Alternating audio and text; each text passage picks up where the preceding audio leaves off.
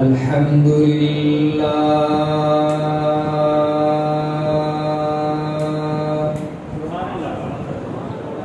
الحمد لله الذي نور قلوبنا بنور الإيمان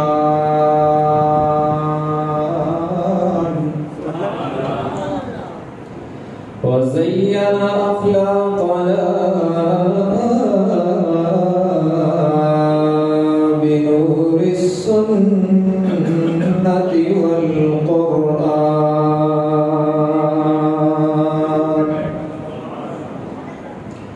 وصلى الله تعالى عليه وعلى آله وأصحابه وبارك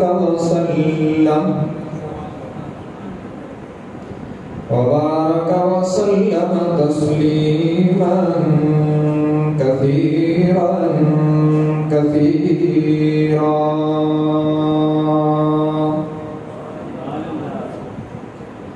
أما بعد فأعوذ بالله من الشيطان الرجيم. بسم الله الرحمن الرحيم.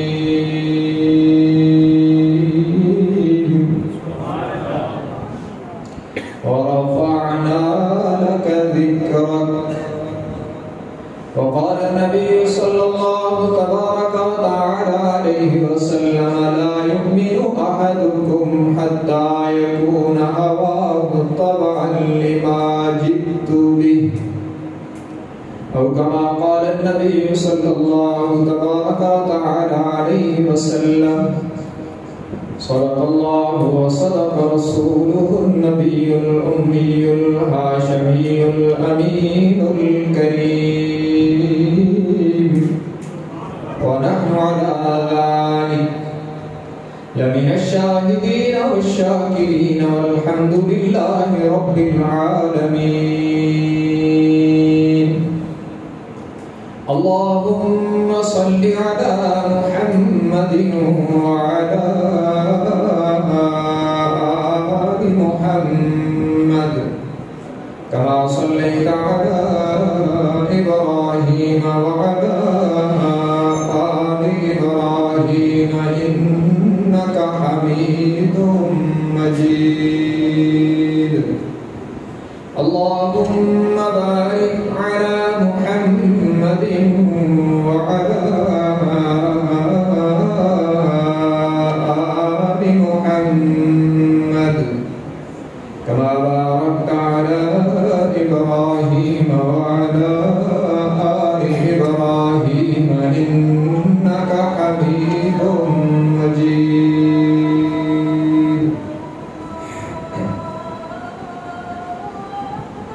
واجب الاحترام علماء کرام، بزرگان محترم، برادران اہل سنت والجماعت،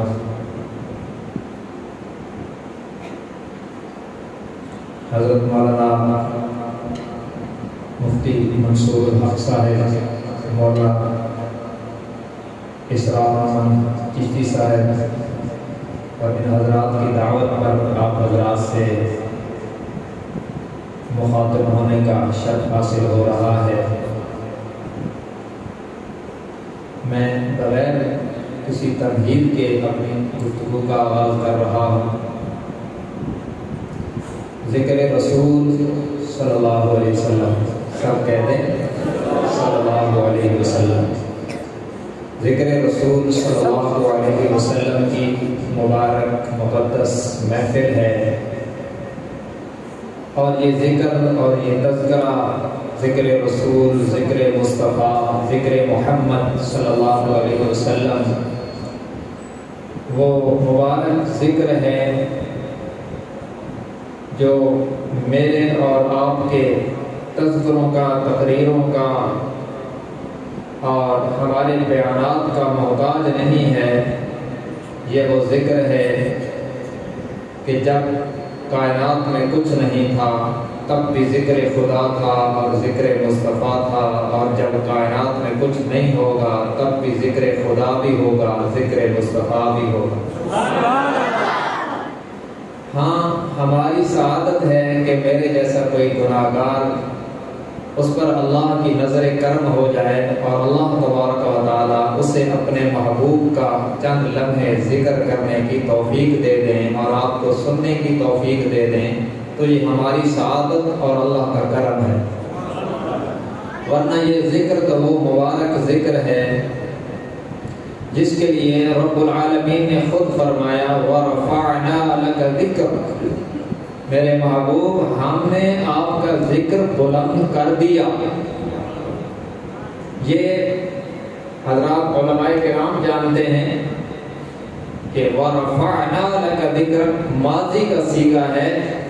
اللہ تبارک و تعالیٰ نے یہ نہیں فرمایا کہ ہم آپ کا ذکر بلند کریں گے، بلکہ فرمایا ہم نے آپ کا ذکر بلند کر دیا۔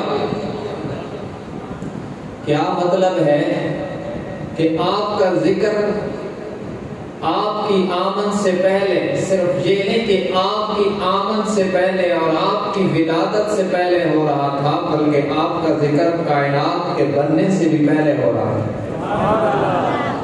سابقہ آسمانی کتابوں میں آپ کا ذکر تو تھا ہی، حضرت عیسیٰ علیہ السلام پر نازل ہونے والی انجیل میں بھی آپ کا ذکر جمیل تھا، حضرت موسیٰ علیہ السلام پہ نازل ہونے والی تورات میں بھی آپ کی بہترین صفات تھی، حضرت داؤد علیہ السلام پہ نازل ہونے والی زبور میں بھی ذکر حضور تھا، اور دیگر انبیاء کرام علیہ الصلوات و تسلیمات پہ نازل ہونے والے صحیفوں میں بھی آپ کی صفات و خصائل تھے۔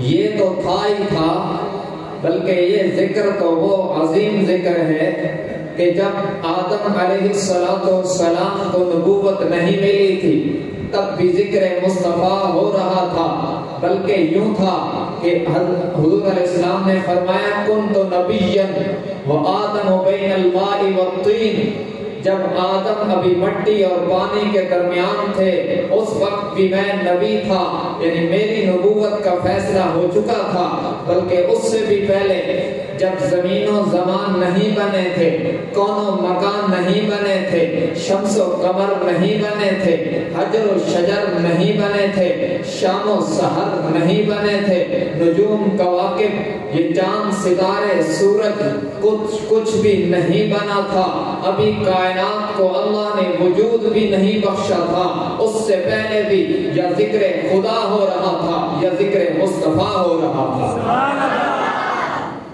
اور یہ عظیم جلسہ ہوا قرآن جس کی کاروائی ذکر کرتا ہے۔ بھائی یہ آپ کو بات سمجھ آ رہی ہے؟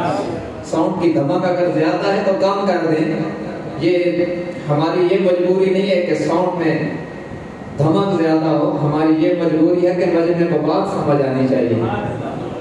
اس کی آواز، اس کی جو یہ دھمک ہے یہ اگر ڈسٹرب کرتی ہے تو اس کو کم کروا دیں، لیکن بات آپ کو سمجھ آنی چاہیے۔ اللہ تبارک و تعالی نے ذکر مصطفیٰ کا آغاز کب کیا ہے؟ ان اللہ قرأ طٰہٰ و یاسین قبل ان یخلق السماوات والارض، جناب محمد رسول اللہ صلی اللہ علیہ وسلم نے فرمایا، خود رب العالمین نے اپنی شیان شان کما یلیق بشانہ ہی اپنی مقدس زبان سے سورہ طٰہٰ اور سورہ یاسین کی تلاوت اس کائنات کو بنانے سے پہلے، زمین و آسمان کو بنانے سے پہلے، مکین و مکان کو بنانے سے پہلے خود رب العالمین نے سورہ یاسین اور سورہ طٰہٰ کی تلاوت فرمائی۔ سورہ طٰہٰ کے آغاز میں بھی ذکر مصطفیٰ ہے اور سورہ یاسین کے آغاز میں یاسین والقرآن الحکیم انک لمن المرسلین، یہ بھی ذکر مصطفیٰ ہے۔ تو کائنات کے بنانے سے پہلے خود خدا ذکر مصطفیٰ کر رہا تھا، اور یہ تلاوت تو فرشتوں نے سنی، اور پھر انہوں نے کہا کتنی خوش قسمت وہ امت ہوگی جن کے لیے یہ کتاب اترے گی، کتنے خوش قسمت وہ کان ہوں گے جو اس کتاب کو سماعت فرمائیں گے کتنی خوش قسمت وہ زبانیں ہوں گی جو اس کتاب کی تلاوت کریں گی، اور کتنے خوش قسمت وہ سینے ہوں گے جن میں یہ مقدس کتاب محفوظ ہو جائے گی۔ یہ تذکرہ تو، یہ ذکر مصطفیٰ ہوا تو فرشتوں نے سنا۔ قرآن ایک اور جلسے کا ذکر کرتا ہے۔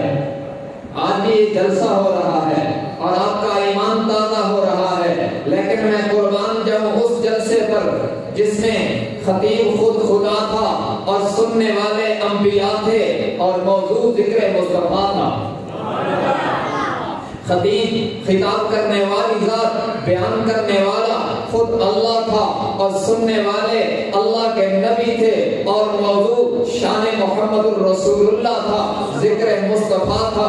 خطیب خدا تھا، سننے والے انبیاء تھے اور موضوع شان مصطفیٰ تھا۔ اور اس جلسے کی ساری کارروائی کو قرآن بیان کرتا ہے۔ اللہ تبارک و تعالی نے اس جلسے کی کارروائی کو قرآن بنا کر قیامت تک آنے والے آخری انسان تک یہ واضح کر دیا کہ جب جب کوئی میرا بندہ، میری بندی قرآن پڑھتے جائیں گے تو ذکر خدا بھی کرتے جائیں گے، ذکر مصطفیٰ بھی کرتے جائیں گے۔ یہ تیسرا پارہ ہے اور تیسرے پارے کا آخری رکوع ہے۔ اللہ تبارک و تعالیٰ اس جلسے کی کارروائی ذکر کر رہے ہیں جو خود رب العالمین نے کیا اور اس میں ذکر مصطفیٰ کیا ہے۔ فرمایا وَإِذْ أَخَذَ اللَّهُ مِيثَاقَ النَّبِيِّينَ لَمَا آتَيْتُكُم مِّن كِتَابٍ وَحِكْمَةٍ ثُمَّ جَاءَكُمْ رَسُولٌ مُصَدِّقٌ لِّمَا مَعَكُمْ لَتُؤْمِنُنَّ بِهِ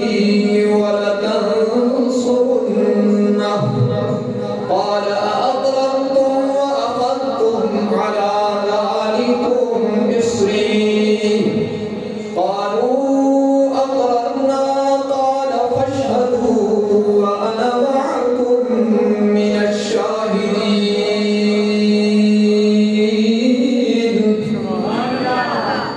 بھئی اللہ کا قرآن سن کر جن پیشانیوں پہ پل پل جائے میں ان نصیب جلے لوگوں سے بات نہیں مانتا۔ رب کا قرآن سن کر جن کے دلوں کو قرار ملتا ہے وہ تو کہہ دے سبحان اللہ۔ بھائی اس کی دھمک کم کرو یار، اس کی ضرورت ہی نہیں ہے۔ ان کو قرآن سمجھ آنا چاہیے، اس طرح تو مجھے کوئی سمجھ نہیں آ رہا ہے، ان کو کیا سمجھ آئے گا۔ فرمایا وَإِذْ أَخَذَ اللَّهُ مِيثَاقَ النَّبِيِّينَ، جب رب العالمین نے انبیاء کرام کی مقدس روحوں سے خطاب فرمایا، فرمایا لَمَا آتَيْتُكُم مِّن كِتَابٍ وَحِكْمَةٍ، میں تمہارے سروں پر نبوت و رسالت کا تاج پہنا کر تمہیں دنیا میں مبعوث کروں گا اور تمہیں کتاب و حکمت میں سے کچھ عطا کروں گا۔ یہ جو میں نے مانا کیا کتاب و حکمت میں سے کچھ، یہ من تبعیضیہ ہے، یہ علماء جانتے ہیں۔ جیسے کہتے ہیں نا میرے پاس 10 بندے آئے، ان میں سے ایک عالم تھے، مطلب یہ ہے کہ 9 عالم نہیں تھے، ایک بندہ عالم تھا، یہ ان میں سے۔ تو یہاں فرمایا من کتاب و حکمہ، تمہیں کتاب و حکمت، کتاب و شریعت میں سے کچھ عطا کروں گا۔ کچھ وعظ و نصیحت کی باتیں موسیٰ کو تورات کی شکل میں ملیں گی، کچھ وعظ و نصیحت کی باتیں جناب عیسیٰ کو انجیل کی شکل میں ملیں گی، کچھ قصص و امثال جناب داؤد کو زبور کی شکل میں ملیں گے۔ لیکن فرمایا ثم جاءکم رسول، پھر تم سب کے بعد میرا آخری رسول آئے گا۔ یہ جو بعد مانا کیا نا تم سب کے بعد، یہ ثم کا معنی ہے۔ ثم عربی میں للتراخی، یہ بتلانے کے لیے آتا ہے کہ یہ کام اس کے بعد ہوا ہے. جیسے ہم اردو میں کہتے ہیں نا وہ آئے پھر وہ آئے پھر وہ آئے، یہ اردو کا جو پھر ہے عربی کا ثم ہے. تو یہ بتلایا کہ تم پہلے اور وہ بعد میں رسول. ثم جاءکم رسول، پھر تم سب کے بعد میرا عظیم رسول آئے گا. یہ عظیم معنی کیا دو پیشوں کا. یہ جو دو پیشیں ہیں اس کو عربی میں تنوین کہتے ہیں، اور یہاں پہ التنوین بالتعظیم ہے. تنوین عظمت بتلانے کے لیے. عربی زبان کا خاصہ ہے کہ اس میں زبر زیر بھی بغیر مقصد کے نہیں آتی. تو دو پیشیں حضور کی عظمت بتلانے کے لیے آئی ہیں. فرمایا ثم جاءکم رسول، پھر تم سب کے بعد میرا عظیم رسول آئے گا. ان کی عظمت و شان کیا ہوگی؟ تمہیں اپنے اپنے ادوار میں اپنے اپنے زمانوں میں رسالت و نبوت کا تاج پہنا کے بھیجوں گا. تم میں سے ہر ایک کو نبوت عطا کروں گا، لیکن آخر میں آنے والے عظیم رسول کے سر پر ختم نبوت کا تاج سجا دوں گا. ما کان محمد ابا احد من رجالکم ولکن رسول اللہ وخاتم النبیین. تم سب کو نبوت عطا کروں گا، لیکن آخر میں آنے والے اپنے عظیم رسول کو ختم نبوت عطا کروں گا. تم سب کو امت عطا کروں گا، لیکن آخر میں آنے والے اپنے عظیم رسول کو بہترین امت عطا کروں گا. کنتم خیر امت اخرجت للناس تأمرون بالمعروف وتنہون عن المنکر وتؤمنون باللہ. تم سب کو اپنے اپنے زمانوں میں امت عطا کروں گا، لیکن آخر میں آنے والے اپنے آخری اور عظیم رسول کو جو امت عطا کروں گا وہ امت ان سب کی سردار بن جائے گی. تم سب کو کتاب و حکمت میں سے کچھ عطا کروں گا.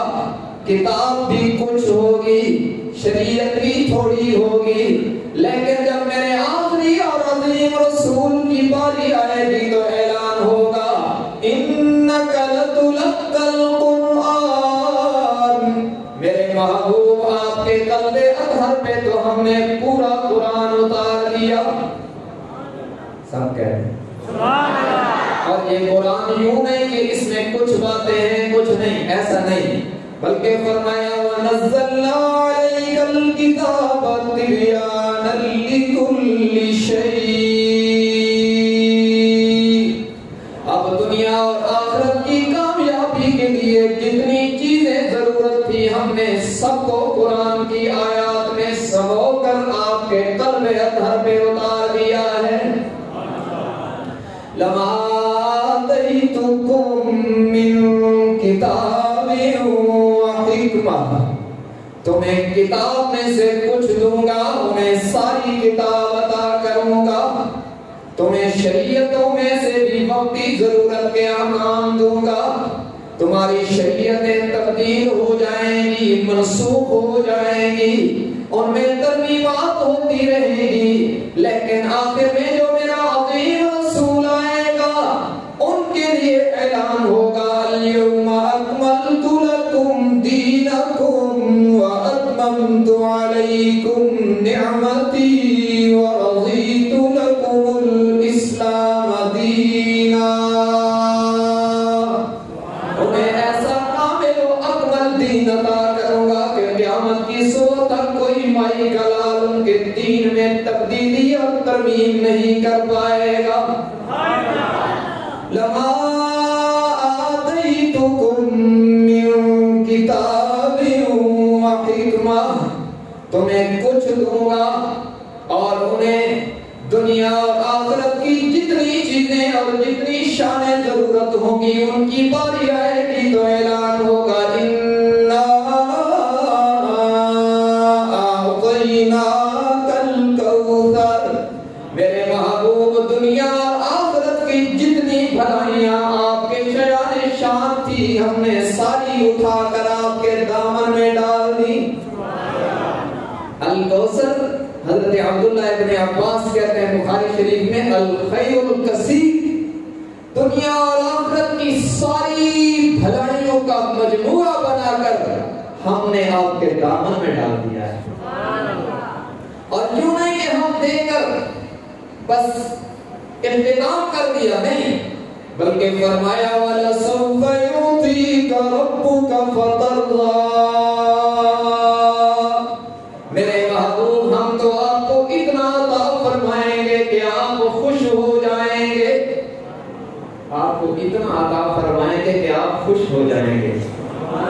اور اس آیت کی روشنی میں ایک بات اور بیان کرتا ہوں، جب یہ آیت نازل ہوئی نا کہ رب العالمین نے فرمایا میرے محبوب ہم آپ کو اتنا عطا فرمائیں گے کہ آپ خوش ہو جائیں گے، تو حضور علیہ السلام نے فرمایا اِلَّا لَا أَرْضَىٰ وَوَاحِدٌ مِّنْ أُمَّتِي فِي النَّارِ، اچھا اگر یہ بات ہے تو میں اس وقت تک خوش نہیں ہوں گا جب تک میرا ایک امتی بھی جہنم میں موجود ہوگا، سب کو جہنم سے نکلواؤں گا۔ ایسا لجپال نبی ہے، کاش کہ امت بھی لجپال ہو، کاش کہ امت بھی وفادار ہوتی۔ امت نے تو آج یہ فلسفے سیکھ لیے نا کہ مولوی صاحب فرض پڑھو، صرف فرض ضروری ہوتے ہیں، سنتے تو ضروری نہیں ہوتی۔ یہ جمعے کی نماز ہوتی ہے اور مسجدیں خالی ہوتی ہیں، لوگ فرض پڑھتے ہیں، سنتے چھوڑ کے بھاگ جاتے ہیں۔ بھائی یہ اللہ کے نبی کی عطا ہے جن کی وفا یہ ہے کہ انہوں نے فرمایا میں اس وقت تک خوش نہیں ہوں گا جب تک میرا ایک امتی، آخری امتی بھی جہنم سے نہیں نکلے گا۔ اور امت کہتے ہیں چھوڑو جی بادشاہ، سنتا کیڑی ہے ضروری، تو یاد رکھو مفتی صاحب بیٹھے ان سے مسئلہ پوچھ لینا، سنت مؤکدہ کو چھوڑنا گناہ ہے، اور جو لوگ نبی کی سنت کو معمولی سمجھ کے چھوڑتے ہیں انہیں فرض چھوڑتے دیکھا، پھر اللہ انہیں فرضوں کی توفیق بھی نہیں دیتا۔ اور لوگ فرض سے جانتے ہیں کہ بادشاہ یہ مکے والے سنتے نہیں پڑھتے ہیں، آپ کو کیا پتا ہے وہ گھروں میں پڑھتے ہوں، اور پھر ان کے تو فرض بھی ہمارے لاکھ فرضوں کے برابر ہے، ایک فرض، تو تم ان کا مقابلہ کیوں کر رہے ہیں؟ ہمیں جو سنت ملی ہے یہ مکہ اور مدینہ سے آئی ہے، تو منفی چیزوں میں لوگ تقلید کرتے ہیں، وہاں پر رواج ہے لوگ گھروں میں نوافل اور سنتے پڑھتے ہیں، اور ہمارے مہربان جاتے ہیں تو وہاں دیکھ کے آتے ہیں کہتے ہیں چھوڑو جی وہ سنتے نہیں پڑھتے، وہ شرک و بدعت بھی نہیں کرتے، ہم یہاں آ کر کون کہتے ہیں وہ چھوڑو جی وہ وہابی ہیں، اور جب سنتے چھوڑنے کی باری آتی ہے لگتا ہے مکے مدینے والے نہیں پڑھتے، بھائی وہ پڑھتے ہیں، میری غلط فہمی ہے، سنت تو ملی ہی وہیں سے ہے۔ تو ہمارے نبی تو اتنے وفادار کہ فرمایا اس وقت تک راضی نہیں ہو، بلکہ ایک اور حدیث یاد آ گئی، یہ بھی سن لو، مسلم شریف اور مسند احمد ان دونوں میں یہ روایات ہیں، میں ان کا خلاصہ عرض کر رہا ہوں۔ جب رب العالمین سابقہ انبیاء کا ذکر بھی قرآن میں کرتے ہیں اور حضور علیہ السلام کا بھی، تو آپ صلی اللہ علیہ وسلم نے حضرت ابراہیم علیہ السلام کی ایک دعا ذکر کی، رب انہن اضللن کثیرا من الناس فمن تبعنی فانہ منی ومن عصانی فانک غفور رحیم۔ حضرت ابراہیم علیہ السلام کی دعا ذکر کی جس کا خلاصہ یہ تھا کہ یا اللہ جو میری بات مانے گا وہ میرا ہے، اور جس نے میری بات نہیں مانی تو جانے اور وہ جانے۔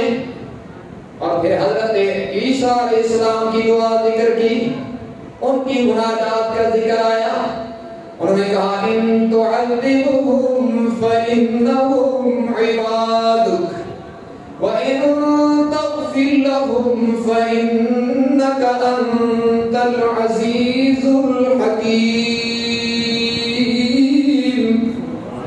الہ العالمین اگر آپ اپنے بندوں کو عذاب دیں تو آپ کو پوچھنے والا کوئی نہیں چونکہ بندے جو تیرے ہیں، اور اگر آپ معاف کر دیں تو تب بھی آپ کو پوچھنے والا کوئی نہیں۔ یہ دونوں دعائیں ذکر کرنے کے بعد جناب محمد رسول اللہ صلی اللہ علیہ وسلم رونے لگے۔ آپ کی مبارک مقدس آنکھوں سے آنسو کی لڑیاں جاری ہو گئیں، اور رب العالمین نے باوجود جاننے کے جناب جبرائیل امین کو بھیجا، جاؤ میرے محبوب سے پوچھ کے آؤ آپ کیوں رو رہے ہیں۔ شاید اس لیے کہ 1400 سال بعد میں آنے والے رسول پور کے لوگوں کو بھی نبی کی رحمت کا پتہ چل جائے۔ جناب جبرائیل امین نے آ کے پوچھا، رب العالمین پوچھیں لما یبکیک یا رسول اللہ، آپ کو کس چیز نے لما تبکیک یا رسول اللہ، آپ کو کس چیز نے رلایا ہے؟ آپ نے فرمایا جبرائیل مجھے اپنی امت کے بارے میں غم ہے کہ میری امت کا کیا بنے گا۔ جناب جبرائیل نے بتلایا، رب العالمین نے فرمایا میرے محبوب سے کہہ دو سنوریک فی امتک، آپ روئے نہیں، ہم آپ کی امت کے بارے میں آپ کو خوش کر دیں گے۔ تو پھر آپ نے فرمایا میں اس وقت تک خوش نہیں ہوگا جب تک میرا ایک امتی بھی جہنم میں موجود ہوگا۔ اور پھر فرمایا اللہ نے مجھے خوشخبری دی کہ میری امت کے 10,000 لوگوں کو 70,000 میری امت کے 70,000 لوگوں کو میری شفاعت پر جنت میں داخل فرمائیں گے۔ حضرت عمر نے عرض کی یا رسول اللہ صلی اللہ علیہ وسلم آپ اس پر راضی ہو گئے یا آپ نے اور بھی سوال کیا؟ آپ نے فرمایا عمر میں اس پر راضی نہیں ہوگا، میں نے اور بھی سوال کیا۔ تو پھر رب العالمین نے فرمایا اس 70,000 میں سے ہر 1000 کے ساتھ اور 70,000 ملا کر کتنے لوگوں کو جنت بھیجوں گا؟ حضرت عمر نے پوچھا پھر آپ راضی ہو گئے یا آپ نے اور بھی سوال کیا؟ تو حضور علیہ السلام نے فرمایا پھر میں نے سوال کیا کہ اللہ یہ تھوڑے ہیں بڑھائیے۔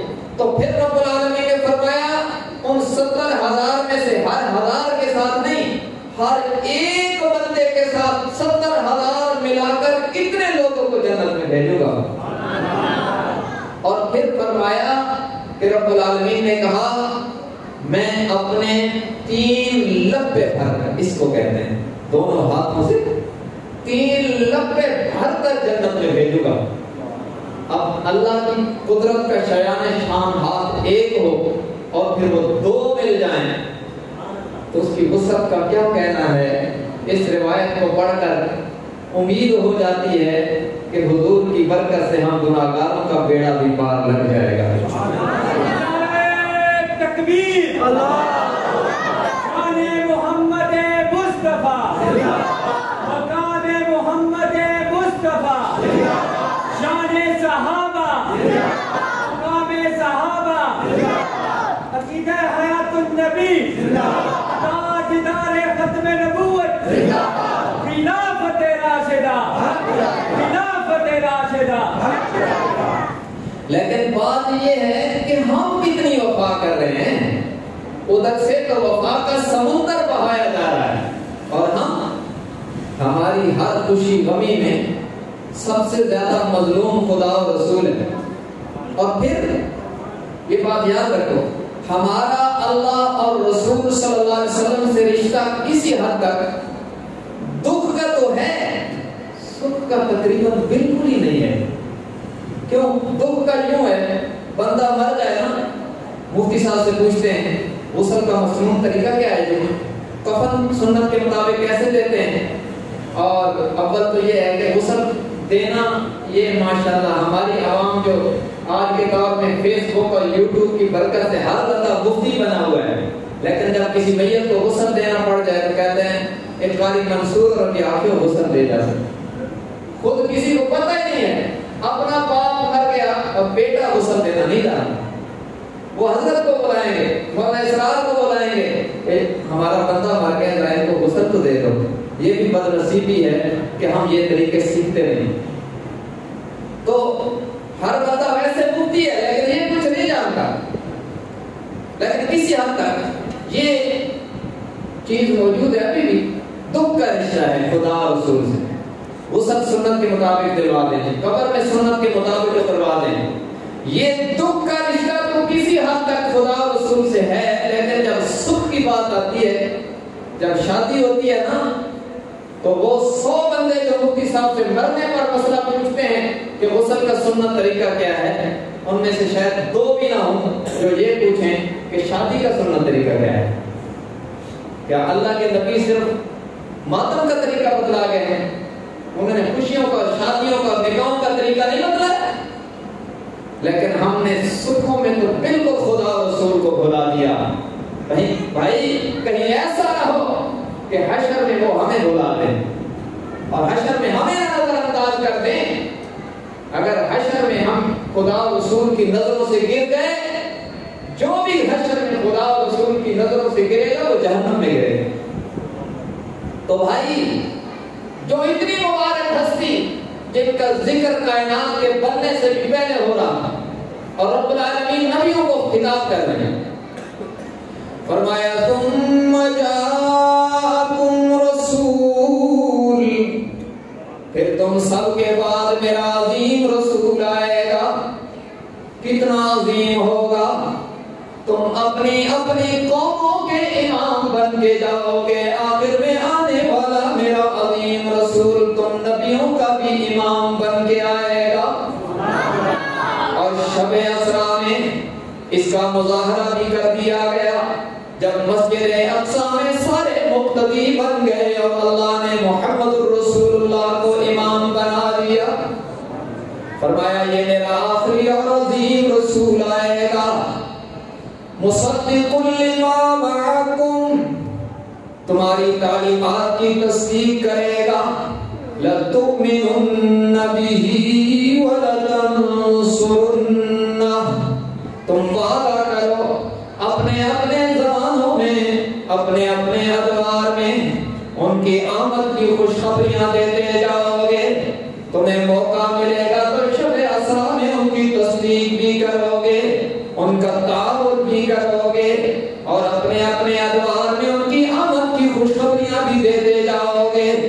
پھر فرمایا قال اقررتم واخذتم على ذلكم اسری، کیا تم نے میرے ساتھ پختہ وعدہ کر لیا کہ نہیں؟ سارے نبیوں نے کہا قالوا اقررنا، ہم نے پختہ وعدہ کر لیا، ہم آپ کے عظیم رسول کی آمد کی خوشخبریاں بھی دیتے جائیں گے، ان کے تذکرے بھی کریں گے، موقع ملا تو ان کی تصدیق بھی کریں گے، ان کا تعاون بھی کریں گے، انہیں تسلیم بھی کریں گے۔ فرمایا قال فاشهدوا وانا معكم من الشاهدين، تم بھی گواہ بن جاؤ اور میں بھی تمہارے ساتھ گواہ ہوں کہ تم اپنے اپنے زمانوں میں میرے عظیم رسول کی تصدیق اور تبشیر کرتے جاؤ گے۔ یہی وجہ ہے کہ جناب آدم کی مناجات میں ذکر مصطفیٰ ہے، جناب نوح علیہ السلام کی جوش تبلیغ میں ذکر مصطفیٰ ہے، جناب ابراہیم کی مقبول مناجات میں ذکر مصطفیٰ ہے، جناب داؤد کے ترانوں میں ذکر مصطفیٰ ہے، جناب موسیٰ کی تقاریر و مناجات میں ذکر مصطفیٰ ہے، اور جناب عیسیٰ نے تو حد کر دی، اعلان کیا مبشرا برسول یأتی من بعد اسمہ احمد، میرے بعد وہ عظیم رسول آئے گا جن کا نام بھی احمد ہوگا۔ آپ نے فرمایا انا فی الارض محمد وفی السماء احمد، مجھے اللہ نے زمین میں محمد بنا کے بھیجا ہے، آسمانوں میں احمد بنایا ہے، اور شاید اسی لیے آسمانوں پر جانے والے نبی نے کہا میرے بعد وہ عظیم رسول آئے گا جن کا نام احمد ہوگا۔ تو یہ ذکر مصطفیٰ ہو رہا تھا، ہوتا رہا، ہو رہا ہے، ہوتا رہے گا، بلکہ یہ وہ ہستی ہیں جن کا ذکر ازلی اور ابدی ہے، بلکہ جو جو ان کے قدموں سے وابستہ ہوا، ہو رہے ہیں، ہوں گے، اللہ نے ان کے ذکر کو بھی دوام بخشا ہے۔ او بھائی، حضور اسلام نے اعلان نبوت دو کردار سامنے آئے. ایک کردار کا نام ابو لہب ہے, دوسرے عظیم کردار کا نام ابو بکر ہے. ابو لہب قدروں میں نہیں آیا, مٹ گیا. اس کے اپنے نہیں اور نام نہیں رکھے. کوئی کافر ابو لہب نام رکھتا ہے؟ کسی کا سنا ہے کہ کبھی امریکہ کے صدر کا نام ابو لہب ہو؟ اس کے اپنے بھی وہ نام نہیں رکھتے. اور ایک ابو بکر ہے جو مصطفیٰ کے قدموں سے وابستہ ہوا, اللہ نے ان کے ذکر کو بھی دوام بخشا ہے. آج بھی ابو بکر کا ذکر زندہ ہے. مسلمان ابو بکر کا نام لیتا ہے اس کے چہرے پر رونق آ جاتی ہے. بھائی ابو بکر عمر عثمان علی کو کوئی نہ جانتا اگر یہ دامن مصطفیٰ کے قدموں سے, اگر یہ محمد مصطفیٰ کے قدموں سے وابستہ نہ ہوتے. ان کے ذکر کو ذکر دوام ملا تو حضور کی برکت سے ملا ہے. یہ وہ مبارک مقدس ہستی ہیں جن کو رب العالمین نے فرمایا وَرَفَعْنَا لَكَ ذِكْرَكَ, محبوب ہم نے آپ کا ذکر بلند کر دیا. جہاں میرا ذکر ہوگا وہاں آپ کا بھی ذکر ہوگا. اور یہ عظیم ذکر ہے جو اس ہستی سے وابستہ ہوتا رہا اللہ اس کو بھی بلند کرتا رہا. میں مجبور ہوں یہ کہنے پر کہ یہی وہ مبارک قدر ہے, یہی وہ مقدس قدر ہے جن سے ابو قحافہ کا بیٹا وابستہ ہوا تو صدیق اکبر بنا ہے, خطاب کا بیٹا آیا فاروق اعظم بنا ہے, عفان کا بیٹا آیا تو عثمان ذو النورین بنا ہے, جناب ابو طالب کا بیٹا آیا تو علی المرتضی اسد اللہ کرم اللہ اور رضی اللہ بنا ہے, جناب مسعود کا بیٹا آیا تو فقیہ امت بنا ہے, جناب عباس کا بیٹا آیا تو مفسر قرآن بنا ہے. بلکہ یہی وہ مبارک ہستی ہے جن کے قدموں سے حبشے کا کالا بلال وابستہ ہوا تو اتنا باکمال ہو گیا مکے کی گلیوں میں چلتا ہے, قدموں کی آہٹ جنت میں سنائی دیتی ہے. ان سے جو بھی وابستہ ہوا. صحابہ کرام کی شان کس وجہ سے ہے؟ بس دو ہی باتیں ہیں, وہ انتخاب خدا ہیں اور ان پر نگاہ مصطفیٰ ہے. وہ اتنے بہترین بن گئے, معصوم کی صحبت میں آئے تو محفوظ ہو گئے. بھائی نظریے کی بات سمجھو. ہمارا عقیدہ ہے حضور پر نبوت کی بھی تکمیل ہو گئی, معصومیت کی بھی تکمیل ہو گئی. حضور کے بعد کوئی نیا نبی بھی نہیں آئے گا, کوئی معصوم بھی نہیں آئے گا. تو معصوم کے قدموں میں جو ہے جنہیں اللہ نے چن کر خاتم المعصومین کا ساتھی بنایا, انہیں معصومیت کا وصف تو نہیں دیا کیونکہ ختم نبوت کا تقاضا تھا کہ اب معصومیت کے منصب پہ کوئی نہ آئے. تو جو خاتم المعصومین کے قدموں میں آئے انہیں معصوم تو نہیں بنایا, البتہ انہیں دو صفتیں کمال کی عطا کی, انہیں محفوظ بھی بنایا مغفور بھی بنایا. محفوظ کا معنی یہ ہے کہ اللہ نے انہیں گناہوں سے بچایا. اور اللہ جب گناہوں سے بچاتا ہے نا, آپ نے دنیا میں اس غیر گزرے دور میں دیکھا ہوگا کہ اللہ بعض لوگوں کی برکت سے گناہوں سے بچاتا ہے. مجھے حضرت مفتی صاحب نے فرمایا ایک دفعہ, میں یہ مثال اس لیے دے رہا ہوں کہ آپ ان سے تصدیق بھی کر سکتے ہیں. مجھے حضرت مفتی صاحب نے فرمایا کہ یہاں پر دومیلی میں حضرت مولانا پیر عزیز الرحمان صاحب رحمۃ اللہ علیہ تشریف لائے تھے. مجھے حضرت مفتی صاحب نے فرمایا کہ پیر صاحب کی صحبت کی برکت سے کئی دنوں تک اللہ نے ہمیں بہت سے گناہوں سے بچایا. 1400 سال کے بعد کوئی حضور کا امتی پیر اگر یہاں تشریف لاتے ہیں, ان کی صحبت سے یہ گناہوں سے محفوظ ہو جاتے ہیں, تو وہ کتنے محفوظ ہوئے جنہیں اللہ نے چن کر اپنے آخری نبی کا ساتھی بنایا. وہ محفوظ ہو گئے. اور اگر بشری تقاضوں کے مطابق, یا اس سے بھی اگلا لفظ کہتا ہوں, شریعت کے بعض احکام کی تقریر کے لیے ان سے اللہ نے کچھ کروایا تو پھر انہیں دوسرا وصف عطا کیا کہ وہ مغفور ہیں. اللہ نے انہیں اس حال میں دنیا سے اٹھایا کہ ان کا نام سے صاف تھا۔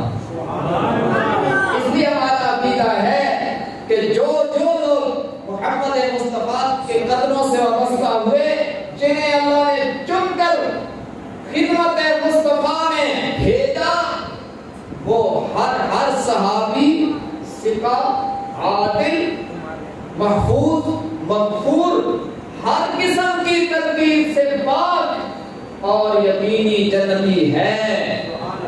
سب کہہ رہے ہیں ہر صحابی محفوظ مغفور، سب کہہ رہے ہیں محفوظ مغفور، ہر قسم کی تکلیف سے پاک اور یقینی جنتی ہے۔ کہہ دیں یقینی جنتی ہے۔ جنہیں اللہ نے حضور کی برکت سے جنت الاٹ کر دی، بعد میں ان پر تنقید کا حق کسی کو نہیں۔ صحابہ کرام کے بارے میں جج کرنے کا اختیار کسی کو نہیں ہے۔ آج فائد عیسیٰ صاحب کوئی فیصلہ دے اور میں کہوں غلط ہے تو کیا ہوگا؟ توہین عدالت رہے گی۔ اور رب عرش والا سے کوئی فیصلہ دے اور بعد میں کوئی کہے غلط ہے تو وہ یوں ہوگا جیسے سورج نکلتا ہے تو چمگادڑ ملامت کرتا ہے کہ یہ کیوں طلوع ہو گیا، تو اس کی ملامت اس کے اپنے اوپر پڑتی ہے۔ سورج کی تابانی اور چمک میں کوئی فرق نہیں آتا۔ اسی طرح نبی کے صحابہ کی شان کا سورج چمک رہا ہے، کوئی ملامت کرے گا تو اپنا منہ گندا کرے گا، صحابہ کی عظمت پر کوئی فرق نہیں پڑتا، اپنی آخرت برباد کرے گا۔ اس لیے فتنوں کے دور میں یہ بات ذہن میں بٹھاؤ کہ تمام صحابہ کرام جنہیں اللہ نے چن کر دامن مصطفیٰ سے وابستہ کر دیا، انہیں اللہ نے ذکر تمام بخشا اور یہ اعزاز دیا کہ انہیں محفوظ، مغفور اور ہر قسم کی تکلیف سے پاک اور کلن وعد اللہ الحسنی کہہ کر یقینی جنتی بنا دیا ہے۔ اب جو ان کا احترام کرے گا، اصحاب و اہل بیت سے ادب و احترام کا رشتہ جوڑے گا، اس کا بیڑا پار ہوگا، اور جو یہاں گستاخی کرے گا وہ یہاں پر بھی خوار ہوگا، آخرت میں بھی خوار ہوگا۔ تو بہرحال خلاصہ یہی ہے کہ اللہ نے حضور کو ذکر تمام بخشا، اور جو حضور صلی اللہ علیہ وسلم سے وابستہ ہوگا دنیا میں بھی رب العالمین اس کے ذکر کو تمام بخشیں گے اور اسے بہترین زندگی عطا فرمائیں گے۔ من عمل صالحا من ذکر او انثى وهو مؤمن فلنحيينه حیاتا طیبہ۔ اس کا خلاصہ یہ ہے کہ جو حضور کی تعلیمات پر ایمان لائے گا، ان پر عمل کرے گا، اللہ اسے دنیا میں بھی زندہ باد کر دے گا اور آخرت میں بھی زندہ باد کر دے گا۔ بلکہ یوں ہے جب تک دنیا میں ہوگا دنیا والے زندہ باد کہیں گے، جب دنیا سے زیر زمین جائے گا تو خدا کا قرآن زندہ باد کہے گا۔ اس لیے میرے بھائیوں، آج کے اس کانفرنس کا، اس پروگرام کا پیغام یہ ہے، سنت پر عمل کریں، حضور کی تعلیمات پر عمل کریں، اور ان علماء سے، ان رسائے علوم نبوت سے پوچھ کر دین پر چلیں۔ خود مفتی نہ بنیں، فیس بک اور یوٹیوب والے مفتی نہ بنیں، بلکہ ان حضرات مفتیان کرام سے پوچھ کر دین پر عمل کریں گے تو بیڑا پار ہوگا۔